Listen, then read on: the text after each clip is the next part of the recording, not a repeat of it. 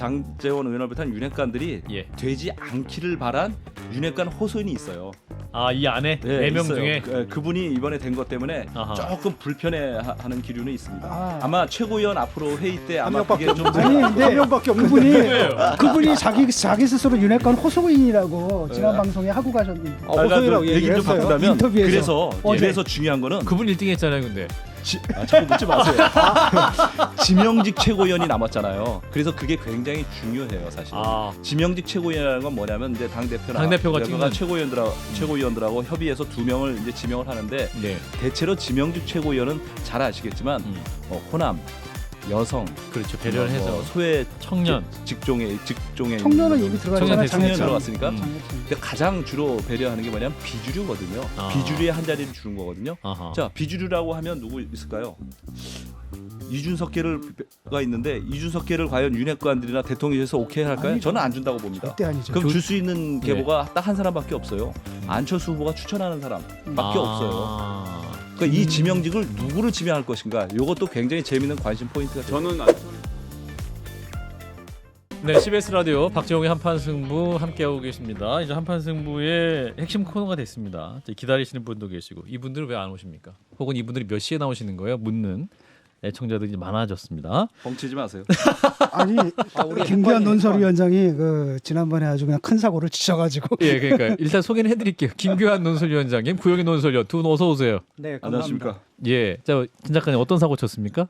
지난번에 그 얘기했지 않습니까? 이재명 대표 아, 전화 통화 통화한 내용. 거. 예, 이재명 대표실에서는 그런 사실 그런 사실 없다 없다. 부정하는데 수석 대변인이 강하게 다시 재확인을 해주신 괜찮습니까? 고개를 못 들고 계시는데 요즘 취재원들이 다 끊긴 건 아닌가? 괜찮으신가요?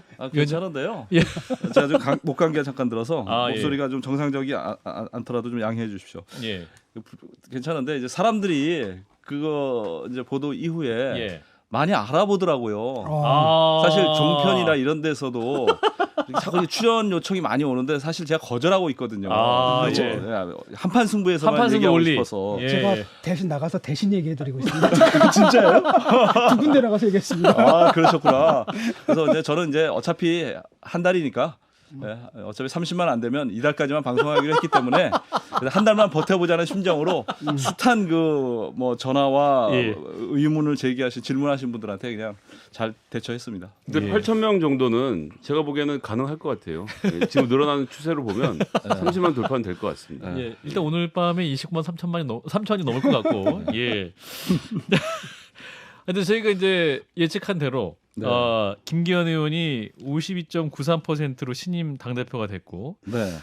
지난주에 이제 위원장님이 1차에서 52에서 53% 얻을 거고, 그 다음에 그 친윤 그대로다 최고위원 될 거다 이렇게 말씀하셨잖아요. 네.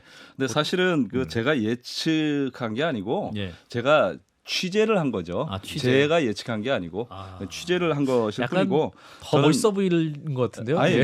저는 자주 얘기하지만 이거는 그냥 감이 아니라 네. 이른바 통밥이 아니라 과학이다. 나의 과학이다. 맞습니다. 작업이다. 김규환 저널리스트입니다. 직업이다. 진 교수님 얘기한 대로 제가 근거를 좀 제시해 드리려고요. 예, 그러잖아요. 말씀해 자꾸 주세요. 그걸 어떻게 맞추냐. 또 돗자리 깔아라는데 저는 진짜 교회를 열심히 다닌 사람이라 돗자리 깔면 안 돼요. 아멘. 예, 진 작가님도 교회 다니는 사람들도 네. 가더라고요. 그 제가 예측한 게 아니라 예, 예. 그 캠프에서 캠프에서. 분석을 한 거예요. 아. 어떻게 분석한 거냐면 음. 그 김기현 그 국민의힘 지지자 중에서 김기현 그 후보를 지지하는 분들이 약 40% 후반을 꾸준히 유지했다는 거예요. 예. 그리고 윤석열 대통령의 국정 수행을 지지하는 분 중에 김기현 후보를 지지하는 사람이 항상 60% 정도 초반을 계속 유지했다는 거예요. 그거를 합쳐서 분석을 해보니까 꾸준하게 그 거의 40일 정도 52에서 53을 김기현 후보가 계속 유지가 됐다는 거예요. 그거를 대통령실에도 알고 있었고 그래서 최종 결과 50에서 53이라는 퍼센트가 나올 거란 데이터가 나온 거고요.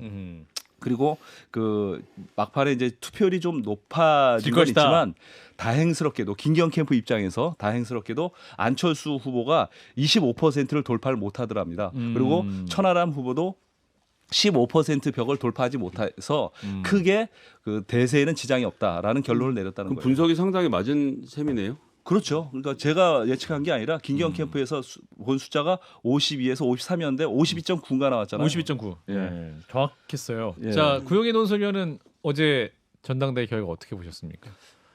아무래도 저는 뭐 국민의힘 전당대회가 사실은 윤석열의 승리다 그렇게밖에 보이지는 않아요. 오늘 아침 신문에도 보잖아요. 그 김기현 대표하고 이제 윤석열 대통령 사진이 나왔는데 예. 사실 신문 보면 윤석열 대통령이 당 대표 같아요. 아하. 예, 뭐그 주요 신문들을 이렇게 보면 어퍼컷. 예, 어퍼컷 세리머니. 저는, 예, 어퍼컷 한 다음에 여기 잠그고 넥타이 이렇게 나와 있고 이 표정이 김기현 후보가 이러는 것보다 훨씬 한번 더 일어나서 한번 해주세요. 아닙니다. 제가 뭐 그것까지 할 건 아닌 것 같고요. 그래서 저는 제가 볼 때는 윤석열 대통령이 이준석 전 대표와 싸움에서 예. 이준석 전 대표를 TKO 패 시켰다. 아, TKO다. 그렇게 저는 그렇게 생각하지 않습니다. 아, TKO 아니다. 예. 아. 왜냐 김기현 후보가 53%의 득표를 했잖아요. 그렇죠. 완승은 아니에요. 완승 근데 아니다. 따지고 보면 안철수 후보와 천하람 후보가 받은 표를 합치면 38% 나오거든요. 예. 황교안 후보가 받은 8%는 빼고 계산하더라도 비윤표가 거의 40%에 육박을 하는 거거든요. 그렇죠. 승리는 했지만 완승은 아니다라고 봅니다. 그런데- 어떻게 보면 처참한 성적이죠. 그렇게까지 물리는데. 예. 아니 제가 얘기하는 것은 이준석 대표가 TKO 패를 당했다고 해서 끝나는 건 아니에요. TKO 패를 하나 이렇게 한 거지. 그런데 그 이번에 보면 역시 집권 1년 차의 현역 대통령이 얼마나 권력이 센가, 아하. 정말 얼마나 무수보리 정권인가 이런 것을 적나라하게 볼 수 있다고 저는 생각합니다. 그래서 이 선거는 어차피 뭐 윤석열 대통령 선거였고 끝까지 유지됐고 사실은 이제 중요한 고비가 2월 8일이었죠. 2월 8일 날 그 정무수석이 국회에 갔다 오면서 아무 말도 하지 않으면 아무 일도 일어나지 않는다. 그렇게 하고 일요일 날 그 발언을 하고 안철수 대표가 움찔을 하면서 월요일 날 쉬었잖아요, 하루. 그러면서 이제 완전히 이 선거는 그 끝난 끝났다? 거고 그 당시로 그 2월 9일 날로 끝난 거고 그러면서 이제 후반에는 사실은 그 부동산 문제 김기현 대표의 부동산 문제가 깡투기. 거의 뭐 2주, 3주간 이렇게 됐잖아요. 사실 그 효과가 없는 게 그렇죠. 사실은 효과가 문제는 없는 거죠. 뭐냐면 김기현 예. 보고 찍는 게 아니거든요. 대통령 보고 찍는 그리고 거니까. 여당 경선에서 대표 경선에서 부동산 문제를 가지고 논의한다는 자체가 그게 뭐 폭발력이라든지 이런 면에서 저는 보기에는 예. 그랬던 것 같습니다. 저는 김기현 후보 측에서 오히려 쾌재를 불렀을 거다. 왜냐하면 당의 개혁이나 비전 앞으로 어떻게 해야 된다를 갖고 싸우면 김기현 후보는 할 말이 없거든요. 그냥 난 윤석열 대통령 말을 잘 듣겠다 그러고만 하면 되는데 오히려 이제 맞는 모습을 보여줌으로써 지지층의 결집도 만들 수 있었고 천하람 후보 등이 그때부터 할 말이 없어졌어요. 그러니까 다 땅 얘기만 하니까 그렇죠. 나는 당을 이렇게 바꾸겠다는 얘기를 아무도 할 수 없는 상황을 만들면서 오히려 처음부터 할 말이 없었던 김기현 후보가 그 상황에서 전 굳히기로 들어간 것으로 보기 때문에 지난번 오세훈 시장 때 생태탕도 그렇고 이번에 땅도 그렇고 이 네거티브를 가지고는 선거를 못 이긴다는 걸 또 한번 보여줬다고 생각합니다. 근데 그 네거티브가 만약에 그 후보가 실체가 있으면 네거티브가 먹히는데 후보는 그냥 그림자거든. 어차피 그 후보 보고 찍는 거 아니에요. 그 후보는 어차피 네. 꼴찌였거든요. 대통령 보고 뽑는데 그게 네. 변수가 안 된단 말이야. 음. 그런 문제가 있는데 거기 말려드니까 오히려 선을 분명하게 그어야 되거든. 대통령실 개입하지 말아라. 예. 그러니까 안철수 후보가 그때 그냥 딱 치고 대립선을 딱 껐으면 천하람 후보가 뜨는데 굉장히 지장이 많았을 거고 그것 자체가 하나의 핫한 이슈가 되거든. 네. 그렇게 하면 사실 주도권을 쥐고 나갈 수 있었는데 거기서 그 또 한 번 간을 본 거예요. 예. 그러니까 2월 9일 날 끝난 거죠, 선거가. 사실상. 예, 이제 앞으로가 관건입니다. 이제 당내 인선을 누구를 할 것이냐. 과연 또 장제원 의원은 정말 역할을 맡지 않게 될 것이냐. 이 부분. 일단 대표 비서실장 구자근 의원 내정했고 사무총장에는 이철규 의원이 거론되는데 우리 김기환 위원장님 취재하신 바에 따르면 어떤 분들이 현재로서는 이철규 의원이 가장 유력한 건 사실이에요. 사무총장에. 거의 또 크게 무슨 변수가 생기지 않는 한 저는 이철규 의원이 사무총장이 되는데 문제가 없다고 보는데 예. 문제는 그 당의 지도부가 최고위원 얘기도 좀 해야 되는데 사실은 예. 당 지도부가 너무 영남 일색이라는 것이에요. 김기현 대표가 영남이죠. 투톱 중에 하나인 주호영 원내대표 임기가 한 달밖에 안 남았지만 그분도 TK입니다. 김재원. 그리고 그 이번에 그 지금 제일 더 중요한 건 다음 달에 있을 원내대표 경선에 나올 후보자들이 김학용 의원 4선입니다. 윤재호 의원, 뭐 박대출 의원, 또 누가 있죠? 조혜진 의원 다 3선인데 다 영남 분들이에요. 아하. 그리고 오늘인가 뭐 어제인가 비서실장을 구자근 의원인가 했는데 구자근. 그분도 구민가로 알고 있거든요. TK요. 예. 지금 당에 너무 TK들이 많아요. 그러니까 이제 당내에서 야, 뭐 권영세 의원 얘기 나오는데 제가 봤을 땐 권영세 의원은 그거 안 받을 것 같습니다. 그 당대표였으면 했지. 권영세 의원이 그 김기현 대표 밑에서 내가 원내대표 글쎄요 격에도 아니 그분이 뭐 그런 걸 거절했다는 게 아니라 예. 격에 안 맞으실 것 같아요. 네. 격에 안 맞는 것 같아요. 예. 저도 두 분 이제 다 공감. 예, 왜냐하면은 통일부 요즘에 그 장관. 기자들하고 또는 그 당국자들하고 한두 명 제가 통화를 해봤는데 예. 사실 일이 없어요. 지금 통일부가 아무 일도 없어요. 그렇기 때문에 업무상으로는 권영세 장관이 거의 논다고 하지는 못하지만 거의 일이 없는 일상적인 일 외에는 없거든요. 그렇기 나라를 걱정 때문에 많이 하시겠죠. 지금 예. 그렇죠. 물론이죠. 그건 네. 기본이고. 그다음에 이제 용산 지역구 걱정도 좀 해야 되고 이런 것들이 있는데 근데 격에 맞지는 않는 것 같아요. 그분이 뭐 당대표라면 모를까 원내대표의 통일부 장관을 이렇게 하고 그만두고 나와서 원내대표 한다는 것은 예, 장재원 그런 일은 의원의 발생하지 출마 않을 것 같아요. 가능성은 그분은 안 한다고 그랬잖아요. 그건 물론 당직을 하지 않겠다. 뭐 선출직이긴 하지만 임명직을 안 한다 그랬지. 아니 그거는 사실 선출직은 임명직 안 맡아도 맡으나 안 돼요. 맡으나 어차피 대통령실 딱 있으면 그 당하고 연결되는 그 고리인데 그거 핵심인데 뭐 제가 그게 재미난 얘기 하나 원내대표예요. 재밌는 예, 얘기. 자, 핵심인데. 김기현 위원장님. 근데 제가 이 재미난 얘기를 한다 하면 예. 언론에 이제 나지 않은 이제 앞 얘기가 아니라 뒷 얘기를 하다 뒷얘기. 보니까 좀 빨리 좀 하세요. 진작가님한테 저렇게 혼났는데 오늘 또 재밌는 얘기. 액션. 아니 액션이 아니라 예. 사실 여의도에서 당 대표 선거보다 네. 지금까지 이틀째 화제가 되고 있는 게 최고위원 선거예요. 아. 사실 당 대표는 너무나 예상이 됐던 거고 예. 사실 좀 나쁘게 얘기하면 감동이 별로 없는 당 대표 경선이었잖아요. 예. 근데 최고위원 선거는 말이 너무 많았고 지금까지도 시끌시끌해요. 사실은 아하. 언론이 잘 보도가 안 돼서 그렇지. 민영삼 정미경 후보. 뭐 그런 거보다 탈락. 이번 그 최고위원 선거의 조율사는 바로 말씀하신 장제원 의원이었거든요. 장재원 의원. 장제원 의원의 최고 기획 상품이 뭐였냐? 밀었던 기획 상품이 뭐였냐면 예. 김병민하고 민영삼이었어요. 아. 네, 김병민 최고위원을 밀었어요. 특히 서울 경기에서는 김병민 민영삼을 밀으라고 장제원 의원을 비롯한 윤핵관들이 노골적으로 오다가 내려갔어요. 아. 그래봤자 대세 영향 팩트입니까? 못 미칩니다. 아, 취재를 네, 근거로? 조직으로는 10만 명 이상을 동원이 불가능하니까 아. 어쨌거나 그랬어요. 그래서 문제가 된 게 다른 후보들이 불만을 너무 많이 제기해가지고 아. 후보들끼리 갈등과 이게 이 내용이 좀 심했어요, 사실은. 아하. 그리고 예를 들어서 이번 1위 한 김재원 의원 의외라고 얘기하는데 어제 갑자기 전화 연결해서 한번 좀 연결됐어요. 연결하더라고요. 예, 얼떨결에 전화 김재원 의원이 받으셔서 1위 하는 거는 따놓은 당상이었어요, 처음부터. 아, 그래요? 왜냐? 유일한 TK 영남 후보예요. 최고위원 중에. 그래서 거기다 친박 정서로 똘똘 뭉쳐가지고 TK 쪽에서 몰표가 나간 거예요. 김재원 후보. 그러니까 다른 표를 밀고 들어갈 데가 없어요. 그럼 조수진 의원 같은 경우는 호남에서 받으면 되지 않느냐? 호남 선거인단이 2%밖에 안 돼요. 15,000명밖에 안 된다고요. 대세에 전혀 지장이 없어요.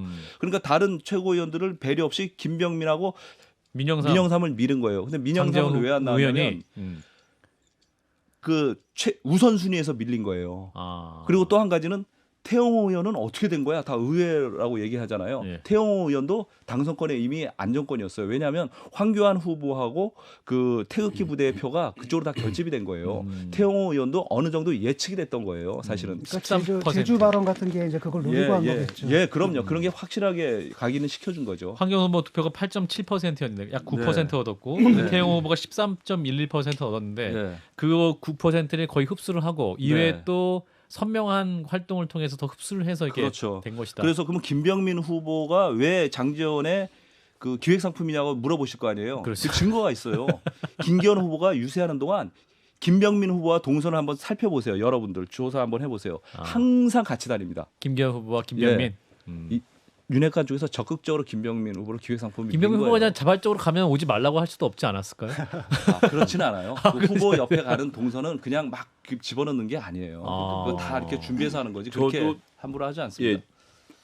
현역 지역위원장한테 물어봤는데 예. 처음에는 말씀하신 대로 김병민 민영삼으로 오다가 내려오다가 나중에 그러셨구나. 이게 바뀌어서 예. 민영삼 김병민으로 오다가 내려갔다는 겁니다. 이게 왜 중요하냐면 이 동네 오도에서 제일 중요한 건 1순위를 누굴 주냐거든요. 선거마다 문제가 생기는데 왜냐하면 2순위까지 주면 들은 사람이 1순위는 시키는 대로 찍어요 보통. 근데 2순위는 참고 사항으로 두고 자기가 좋아하는 사람을 찍는 경우들이 많거든요.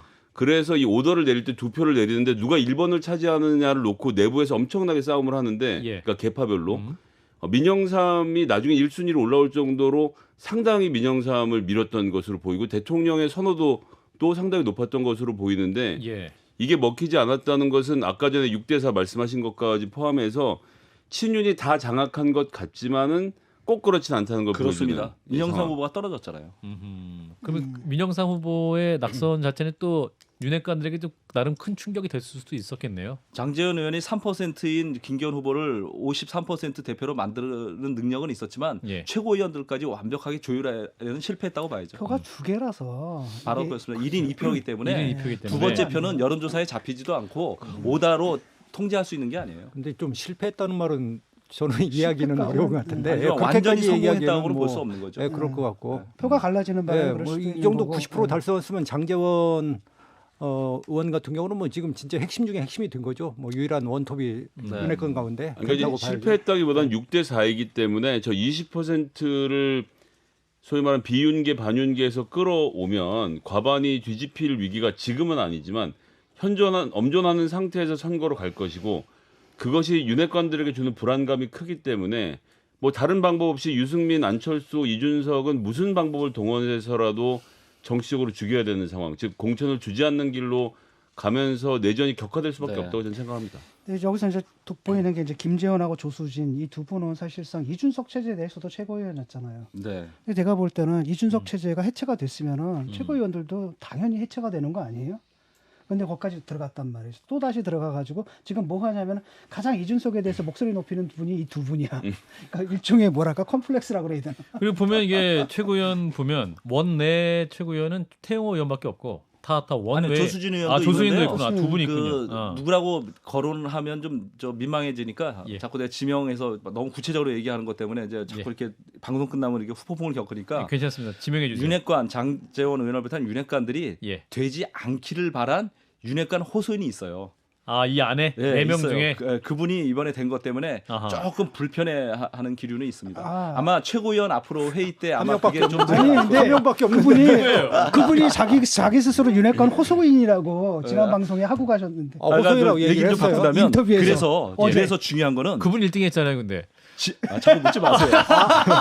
지명직 최고위원이 남았잖아요. 그래서 그게 굉장히 중요해요, 사실은. 아. 지명직 최고위원이라는 건 뭐냐면 이제 당 대표나 당대표가 찍는 최고위원들하고 협의해서 2명을 이제 지명을 하는데 네. 대체로 지명직 최고위원은 잘 아시겠지만 뭐 호남, 여성, 그렇죠. 배려를 해서 뭐 소외 청년. 직종에 청년은 있는 이미 분들. 들어갔잖아요. 청년 장애천. 들어갔으니까. 장애천. 근데 가장 주로 배려하는 게 뭐냐면 비주류거든요. 아. 비주류의 한 자리를 주는 거거든요. 아하. 자, 비주류라고 하면 누구 있을까요? 이준석계가 있는데 이준석계를 과연 윤핵관들이나 대통령에서 오케이 할까요? 아니죠. 저는 안 준다고 봅니다. 절대 아니죠. 그럼 줄 수 있는 계보가 딱 한 사람밖에 없어요. 음. 안철수 후보가 추천하는 사람밖에 없어요. 아. 그러니까 이 지명직을 누구를 지명할 것인가? 이것도 굉장히 재미있는 관심 포인트가 되거든요. 저는 안철수 의원이 지금까지 추천했던 윤석열 정부 인사들이 전부 다 실패를 했기 때문에 망했죠. 대통령 입장에서 도저히 더 이상 줄 수 없다라고 생각하는 게 그럴 수도 저는 그건 있어요. 대통령이 옹졸한 생각을 한 게 아니라 그 정도 겪었으면 이제는 안 해야 되겠다는 생각을 할 때도 됐다라고 봐서 안철수계도 좀 어렵지 않을까. 당은 주고 싶은 마음이 있겠죠. 그렇지만 아마 대통령실은 절대 그렇지 않겠죠. 절대로 안 된다. 예. 왜냐면은 그리고 뭐 마땅히 또 추천을 할 만한 인사도 있는지 모르겠고 그다음에 안 대표 안철수 의원 입장에서 과연 그 지명직 한 명 갖는 것이 무슨 의미가 있는가? 예. 그리고 요번에 그러니까 쉽게 말하면 요번에 그 전당대회가 주제가 뭐냐면은 대통령을 안정적으로 우필하자 이게 그렇죠. 주제예요. 예, 일사불란 그러기 위해서 내부 총질하는 놈들을 제거하자 예, 이거거든요. 예, 예. 그래서 결국은 우리가 압승을 했다. 예. 저쪽에 완패를 시켰다. 예. 그다음 그들을 제거해야 된다. 이런 기조로 좀 가고 있단 말이죠. 그렇죠. 예. 그래서 순혈주의로 가기 때문에 예. 누구 하나 줄까 저는 조금 그래요. 근데 저는 또 하나의 불안 요소는 김재원, 조수진 두 최고위원이라고 생각합니다. 이 사람들이 친윤계라는 근거를 어디서 찾을 수 있는지 저는 아니라고 보거든요. 이분들은 친 본인계, 예를 들면 이제 나를 위해서 정치를 단기 필마. 그렇죠. 그리고 본인들이 인지도와 지지도가 있고 뭐 종편 등을 통해서 사람들한테 잘 알려져 있는 상태고 지금은 윤석열 대통령의 권력이 세니까 친윤계일 뿐이고 아하. 이 권력이 흔들리면 이분들은 전 통제권 밖으로 나가. 그러니까 나쁜 의미가 아니라 독립적으로 움직일 사람들이기 때문에 예를 들어 장해찬, 김명민은 이 순장- 윤석열 후보와 순장조. 함께 예. 같이 끝까지 가겠지만 예, 예. 이 두 분이 어떻게 움직일지는 앞으로 위험해질 때 다시 봐야 된다고 장해찬 생각합니다. 같은 경우는 완장질하는 거 스타일이고, 그러니까 돌쇠 스타일이잖아요. 완장질하는 건 예. 쉽게 말하면 굳은 일을 갖다가 왜냐 점잖은 분들이 하기 어려운 그 굳은 일들을 갖다 완장차고 해주는. 본인이 가장 어려운 일을 선봉에 서겠다고 얘기했어요. 그러니까 예. 그거거든요. 그러니까 옛날에 6.25 때 이렇게 빨간 완장 차던 사람들이 있잖아요. 예. 그런 일고 김병민은 약간 비서 약간 느낌, 말 잘 듣는 이런 느낌이고. 근데 김재원, 조수진 이분이 크게 벗어날 거라고 보지는 않거든요. 지금 하는 건 이준석 체제를 가장 비판하고 그걸 갖다 그 이준석 잔재를 척결하는 일에 가장 열심히 나서는 분이 이 두 분이거든 실제로는. 그래서 어떤 그런 컴플렉스 때문인지 몰라도 자기들이 정말 윤핵관 호소인으로서의 그 역할을 지금 하고 있어요. 그래서 거기서 벗어날 거라고 저는 상상을 못합니다. 안철수의 미래 뭡니까? 김기현 위원장님. 저는 전망 같은 건 잘 못하는데. 취재를 바탕으로 네, 예측을 저는 해본다면. 저 평론이나 전망은 두 분이 훨씬 저보다 뛰어나신 것 같고. 예, 취재. 제가 이렇게 제가- 여쭤볼게요. 대통령은 안철수 의원에 대해서 어떻게 생각하고 있습니까? 얘기했잖아요. 저 국정 운영의 회방꾼이자 적이라면서요. 제가 그걸 왜 저한테 물어보세요? 제 얘기가 아니고 왜 국정 운영의 회방꾼이자 적. 예. 네. 나온 얘기는 가만히 있어요. 있으면 아무 일도 없을 거라 그랬는데 이미 가만히 있지 않았잖아요 마지막에 또. 이미 일부 언론에 이제 보도가 됐는데 예. 안철수 의원이 어딘가 뭐 분당을에 공천을 안 준다는 얘기. 아, 예, 기사가 나오고 있었어요. 그래. 어디서 나왔죠? 아니, 분당 그러니까 분당을인가 분당갑인가. 거기서 안 주고 예. 이준석 있잖아요 노원으로 보내는 거야. 예. 그래서 제가 그러면은 그래서 서로 그걸 좀 물어봤는데 부산 얘기도 있고요. 예, 물어봤는데 안 줄 분위기가 실제로 있는 건 맞더라고요. 자기들끼리. 아. 그래서 그게 왜 그러냐면 김은혜 홍보수석이 돌아갈 곳이 없으니까. 분당을 복귀를 굉장히 강하게 원한대요. 아, 본인이? 그리고 조직이 그대로 있으니까. 유지돼 있고요. 아. 일단 분당 갑이고 이게 이런 거죠. 전셋집 지금 내준 거거든요. 안철수 의원이 살고 있는 건데 집주인이 네. 이 전세자를 아무리 보호해도 집주인이 들어가서 살겠다고 하면 방 빼주세요. 방을 빼야 돼요. 네. 그런 게 있고 당원들끼리 붙어도 지금 현재 안철수 의원이 모아놓은 정도 가지고는 김은혜 수석을 이기기도 어렵고 그다음에 우리 국가보훈처장 우리 갑자기 성함 까먹었습니다. 예. 박민식. 예, 박민식 의원도 거기에서 출마를 하려고 준비했는데 지난번에 대통령실 주저앉혔잖아요. 그렇죠. 한 번은 주저앉혀도 이번엔 안 돼. 내가 나갈 거야라고 하면 이거 못 말리거든요. 그래서 저는 안철수 의원에게는 자 중도층 잡고 험지 가라면서요. 험지 가세요라고 험지 보낼 것 같아요. 내가 볼 때는 너무 보낼 것 같거든. 이준석. 딱 좋거든. 이준석과 안철수를 동시에 제거하는. 이래서 평론이 필요한 거예요. 아 그런데요? 그럴듯한데요. 예. 그런 그런 시나리오가 현실화될 수도 있겠어요. 그렇군요. 자, 그런데 안철수 의원은 선택지가 없어요. 사실은 그 정말 독하게 마음을 품었다면은 그 단톡방 사건이 있었잖아요. 대통령실 선거 개입 의혹. 예. 그거를 문제 삼아서 경선 결과에 대해서 가처분 신청도 낼 수 있고 여러 가지 대응을 할 수 있는데 예. 안 하고 일성이 뭐였냐면 당대표 경선 끝난 다음에 화합을 맞아요. 계속 안철수 강조하셨잖아요. 후보. 예. 당을 나갈 의사가 전혀 없다. 자기는 23%의 득표를 기반으로 해서 이 당의 남아서 대선 다음 후보까지. 대선 주자로서의 위상을 강화하는데 주력하겠다는 의지를 보인 거죠. 제가 고영애 전망까지는 의원? 너무 어렵지만은 예. 근데 그 윤 대통령 캐릭터를 저는 중심에 놓고 항상 사고를 하거든요. 예, 예. 그 윤 대통령 캐릭터에서 그룹에서 한번 벗어날 경우 복귀하는 경우가 거의 없어요. 그렇기 때문에 본인 패밀리 그룹. 이 부분을 한번 이 원칙이랄까 이 생각을 캐릭터를 놓고 본다면 뭐 다른 해석이 과연 무슨 소용이 있는가? 왜냐하면 검찰이 있을 때도 그렇고 지금까지 보면 한번 그 그룹에서 팽개쳐지거나 내쳐졌을 경우에 나갔을 경우에 복귀라는 것은 저는 본 적이 없어요. 어제 이제 김재원 최고위원은 이준석 정치의 종언이다. 훌리건 정치의 종언이다. 이렇게 그분 얘기를- 입장에서는 뭐 당연히 그렇게 예, 저는 얘기하겠죠. 그렇게 보지 않습니다. 이준석 대표가 뭐 지도부에 한 명도 못 들어왔다 해서 완전히 정치가 끝났다 그렇게 보지 않습니다. 그 15% 결코 작은 숫자가 아니고요. 천하람 후보의 그 15%. 절반은 성공했다고 봅니다. 특히 컷오프를 이준석계가 다 통과를 했잖아요. 그리고 본선 가서 15%를 받았고 최고위원회에서 실패한 거는 본인들도 알 거예요. 너무 안이한 판단을 하는 거예요. 허은하고 김용태를 단일화를 했어야 돼요. 단일화를 했어야 돼. 거기서 표가 갈렸어요. 그걸 알고 있는데 때가 너무 늦었어요. 그걸 욕심이 하기에는. 근데 좀 정- 과했던 것 같고 예. 너무 낙관적으로 1인 생각해가지고 2표제 둘 다 하면서 너무 그걸 낙관한 거예요. 하나를 갖다 통일했으면 됐지. 그럼요. 저는 근데 그렇게 이제 정치공학적으로는 그렇게 얘기할 수 있겠는데 이준석 대표가 굉장히 저 중요한 변곡점에 왔다고 봅니다. 이렇게는 저는 성공할 수 없다고 봅니다. 정치인으로서? 지금, 예, 이준석 대표가 지금 39 이렇게 두는데 지금처럼 남을 까고 자기는 자기한테는 관대하지 않고 그리고 자기한테는 계속 관대하고. 그렇죠. 계속 정치공학적이거든요. 모종이 기가 막히게 지금 대한민국에서 그분보다 더 말씀을 잘하는 분은 없을 정도로 하는데 예. 이제는 좀 경제 공부도 해야 되고 40살 넘어가면서 예. 이렇게 해서 좀 내공을 좀 더 다른 쪽으로 그리고 이게 분리 정책보다는 좀 국민들을 포용해서 어떻게 갈 것인가 다시 한번 정치적으로 어떤 내면적으로 성장하지 않는다면 저는 이것이 뭐 중냐 사냐 이번이 뭐 이거냐 이건 중요하지 않은 것 같아요. 큰 정치인이 되려면 여기서 이제 다시 한번 그 변태 내지는 이 탈곡을 하지 않으면 그런- 앞으로 저는 예, 상당히 어렵다고 봅니다. 그런 조언을 제가 몇 년 전부터 계속했거든요. 아유, 역시 그러니까 정치 철학이 있어야 된다. 예, 예. 뭐 계속 정치를 갖다 게임에서 이기는 예, 거. 예, 내가 예. 이런 스킬이 있고 예. 스킬에 내가 굉장히 등에 예. 나는 만렙이야. 근데 저 노땅들은 몰라. 예. 내가 선거 못 이겨. 반응이 뭐예요? 이런 거죠. 그럴 그러니까 때마다 철학할 때 나보고 이제 골방 철학자라고.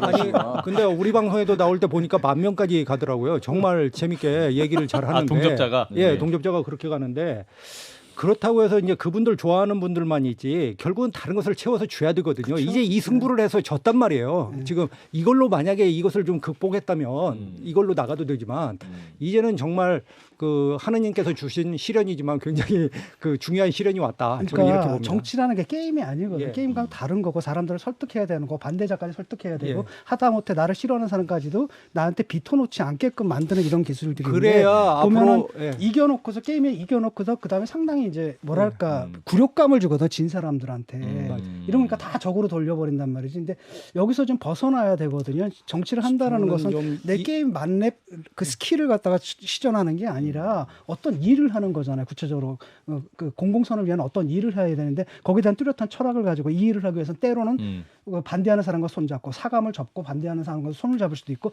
이런 식으로 가야 되는데 그게 아니라 너무 저 뭐랄까 게임 논리에 좀 사로잡혀 있는 것 같으니까 토론이 아니라 디베이트거든요. 그래서 논쟁해서 이기면 이겨야겠다. 된다. 그다음에 항상 사람을 뽑을 때도 논쟁시켜서 뽑자. 말 잘하는 이런 자격시험 식으로, 보자 뭐 그렇죠. 이런 것들이 이런 그런 거죠. 식의 네. 생각인데 그게 거기서 좀 벗어날 필요가 있어요. 그러니까 윤석열 대통령을 이겨야 되자는 거예요. 이겨야 되잖아요. 이제 이준석 대표는 예. 그 길이라고 할까, 극윤이라고 할까. 앞으로 극복하려면은 정말 이번 기회에 한번 심사숙고를 해보고 좀 성찰을 해보는 것이 좋겠다 그런 생각이 듭니다. 제가 뭐 감히 그럴 자격은 없지만 그래도. 이미 다 근데 말씀하셨어요. 당장 그 멈춰져 있던 경찰 수사가 어떻게 될지도 알 수 없기 때문에 예, 예. 하간 뭐 김기현 당 대표, 국민의힘 당 대표, 민주당의 이재명 대표는 다른 건 몰라도 서로가 서로에게 고마운 당 대표 체제인 건 맞습니다. 무슨 의미신지 아시죠? 그러니까 무슨 민주당의 입장에서는 제일 두려웠던 게 천하람이 되는 거. 이건 뭐 그냥 괴멸적이지. 두 번째가 안철수가 되는 거. 그러니까 마지막에 제일 쉬운 게 사실 김기현하고 거기다 또 장해찬이 붙어주네. 이 특히 뭐 장해찬의 활약이라는 게 난 기대가 되거든요. 그래서 뭐 어차피 적대적 공정관계. 적대적 공생관계로 들어가니까. 예. 자, 이런 가운데 이제 정부의 강제동원 피해자 배상안 발표를 두고 정치권에서 찬반 논쟁이 굉장히 뜨거운 상태이기도 하고 이제 정부의 결단과 관련해서 여러 가지 또 비판점도 있고 잘했다 하는 분도 있고 한데 자, 구용인 논설은 이 부분 어떻게 판단하셨어요? 아니, 갑자기 강제동원으로 갑니까? 예. 외교부도 출입 많이 하셨잖아요. 네. 예, 저는 두 가지 점을 좀 지적하고 싶은데 예. 첫 번째는 미래로 가야죠. 당연히 뭐 한일 관계를 해소해야 된다는 데 대해서 누가 동의하지 않겠습니까? 그런데 첫 번째 문제는 일본 전범 기업이 참여하지 않았다는 자체가 기업 자체, 정부는 빼고 기업 자체가 참여하지 않은 상태에서 이걸 우리가 일방적으로 봉합하는 거에 대해서 우리가 동의할 수 있냐.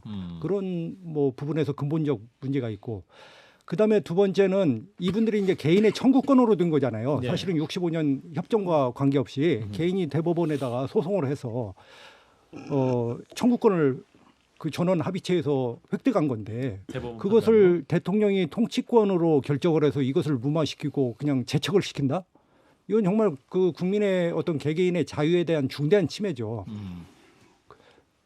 개인의 자유를 침해를 하려면은 내가 부당한 어떤 일을 했을 때 그 부당한 일에 해당됐을 때 국가가 개입해서 나를 견책하거나 나를 신체적으로 처벌하거나 그럴 수 있지만 이분들이 그런 분들도 아니고 그렇기 때문에 두 가지 어떤 개인의 자유로운 입장에서 보거나 예. 국가적으로 또 우리가 역사관에서 보거나 도저히 좀 이해할 수 없는 것이죠. 그리고 만약에 이렇게 간다 손 치더라도 좀 1년이라든지 어느 세월 동안 좀 설득의 과정을 거쳐야죠. 그래서 공청회도 열고 야당도 설득하고 시민단체가 지금은 뭐 다 죽었습니다만은 어쨌든 국민들을 설득하면서 이렇게 갔어야 되는데 이렇게 빨리 봉합하는 자체가 지금 상반기의 외교 일정, 한일 그다음에 한미 이런 것 때문에 서두르는 것 같아서 이 부분이 어떻게 앞으로 부정적으로 폭발할지 아니면 모르겠습니다. 우리가 가보지 않은 세계이기 때문에 또 윤석열 대통령이 가는 세계가 또 뭐 운이 좋아가지고 그렇게 될 수도 있는 거기 때문에 그렇지만은 많은 국민들이 정말 이걸 동의를 하겠습니까? 이런 부분에서는 근본적으로 저는 결함이 있다고 생각을 합니다. 네, 김규환 위원장께서는 저는 그 강제동원 문제에서 잘 몰라요. 갑자기 왜냐면 발을 뺐어. 정치부에서도 이 정당팀 외에 다른 부서를 가본 적이 없어서 고민을 별로 안 해봤어요. 진짜 잘 몰라서 그러는 겁니다. 일단 진짜로. 대법원 판결을 좀 봐야 되거든요. 네. 대법원 판결은 1965년 그 조약으로 개인이 기업에 대한 청구권까지 소멸된 건 아니다라는 게 우리 판단이고 일본 정부는 또 다른 입장인 거고 거기서 외교적 문제가 발생하는 거고 우리의 국익은 우리의 피해자들을 보호하는 거란 말이죠. 일본은 사실 기업에서 하려고 했는데 일본 정부가 말리는 거예요. 지금 저거 못하게. 그러니까 사실은 가해자까지도 좀 자기네 기업이라고 저렇게 옹호하는데 우리는 피해자인데도 이건 이제 접어두는 거고 그다음에 이게 끝이 아닙니다. 내가 볼 때는 이 사람들이 어떤 생각이냐면 일단 망상이 있거든요. 지금 북한의 핵이 있고 우리가 생존의 위기에 있는 거야. 여기서 지금 한미일 여기에 올라타지 않으면 우리가 죽어. 이런 그 뭐랄까 공포 생존 뭐 이런 레토릭을 구사한단 말이에요. 그러다 보니까 한미일 군사협력을 강화해야 돼. 그러려면 이 모든 문제가 뭐냐면 걸림돌로 보이는 거거든요. 예. 그러니까 이것만이 아니라 모든 것들이 다 이런 식으로 양보를 하는 걸로 간단 말이에요. 이 징용권 문제 있죠. 좀 이따 뭐 군함도부터 여러 가지가 있는데 다 그다음에 오염수까지 그냥 갈 겁니다. 내가 볼 땐 방침이 이미 정해진 거예요. 그러니까 우리 국익을 포기하는 쪽으로 가야 된다. 왜? 그래야 우리 생존이 보장받는다라는 이상한 생각을 좀 하고 있는 것 같고 또 하나는 뭐냐면 그 길밖에 없다고 믿는 거야. 그러니까 뭐라 그래요? 어차피 누군가 해야 되면 내가 하고 욕을 먹겠다라고 하면서 미리 매를 맞겠다. 네, 그러면서 그러니까 대통령이 이제 자기 심파에 이게 빠진 대통령의 거거든요. 네. 캐릭터거든요. 어떤 일이 있으면 결단을 하는 게 또 지도자라고 하는 그런 걸 가지고 있거든요. 그래서 사실은 윤 대통령을 이렇게 보면 윤 대통령이 순탄하게 검찰총장에서 바로 뭐 어쩌다 대통령이 됐다고 해가지고 그 운이 좋다 이렇게 얘기할 수 없어요. 윤석열 대통령은 고비고비마다 자기가 싸웁니다. 돌파해냈죠. 돌파를 하죠.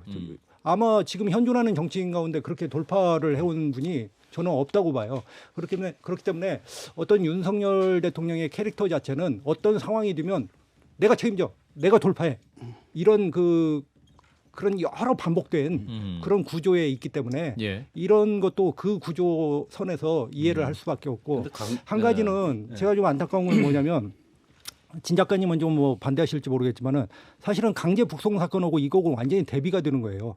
강제 북송 사건 같은 경우는 북한 그 주민들이 살인을 해가지고 넘어와서 이제 우리가 저 보냈다는 거 아닙니까? 예. 그래서 그 개인의 자유와 인권 법치가 굉장히 중요하다는 거잖아요. 전 정부가 법치도 엉망으로 했고 제대로 맞게 하지 않았고 자유와 인권도 존중하지 않았고 해서 이렇게 보냈다는 거 아닙니까?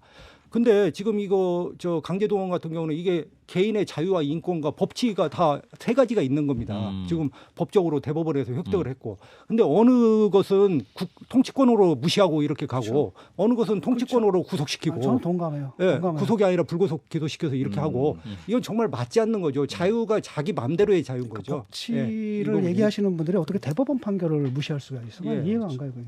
이게 지금 메시아 신드롬이죠. 그러니까 민중들을 구원할 결단력이 있는 모세. 사람 나밖에 없다라는 생각이 그렇죠. 전적으로 드러난 게 전당대회 레미제라블 노래를 틀면서 들어가잖아요. 나는 민중의 편이다. 나는 독재한 거에 싸우는 사람이다라는 생각. 그런 생각이 이런 결정까지 좀 만들어냈다고 봐서 앞으로도 이런 식의 독단적인 결정이 계속 이어질 겁니다. 그러니까 이게 문제가 대통령은 이런 이거거든요. 결정을 할 때마다 아마 엔돌핀이 돌 겁니다. 그러니까 쉽게 말하면 이게 문제는 뭐냐면 그쪽에 국힘의 그 고문들 네. 또는 예컨대 원로들도 그렇게 얘기했고 외교부에서도 협상 최저선이라는 게 있잖아요. 네. 이걸 갖다 한 사람이 한 개인 윤석열이랑 한 개인이 지금 엎어버린 거거든요. 네. 그다음에 자기 도취에 빠진 거예요. 나는 결단력 있는 지도자다. 예, 그다음에 나중에 뭐 박정희랑 똑같은 거지. 내 무덤에 침을 뱉어라 뭐 이런 거지. 근데 일본 언론 제가 한국말 다음으로 잘하는 게 일본어인데 예. 가끔 이제 일본 언론들을 들어가서 직접 보거든요. 예. 보면은 그 일본 언론들의 보도를 한국 언론들이 분위기를 전하는 걸 좀 객관적으로 좀 정확하게 보도를 하지 않더라고요. 사실 일본 언론들의 보도 태도는 우리 입장에서 보면 사실 굴욕적이에요. 우리가 좀 수위고 들어갔다는 분위기가 많아요. 이번 결정에 그 대해서도 일반 인터넷 뭐 댓글 일본 독자들 반응도 그렇고 어떤 반응이 있습니까? 이를테면 그러니까 이런 거예요. 그러니까 기본적으로 뭐냐면 잘 됐다. 봐라. 한국 이렇게 버르장머리를 고쳐줘야 된다 이거야. 앞으로 이렇게 해야 된다, 없게끔. 계속. 드디어 강하게 우리가 나가야 된다. 승리했다, 예, 예. 완승했다 이거고 더 강하게 몰아붙여야 되고 그 다음에 나오는 게 뭐 지소미아부터 온갖 것들이 다 있거든요. 예컨대 군함 군함도 그 문제. 레이더 조사한 것부터 예. 이 모든 것들에서 계속 치고 들어올 거고 윤석열은 다 양보할 거라는 거죠. 예. 뭐 대통령이 뭐 돌파를 해왔다고 하지만 이것은 돌파의 문제가 아니고요.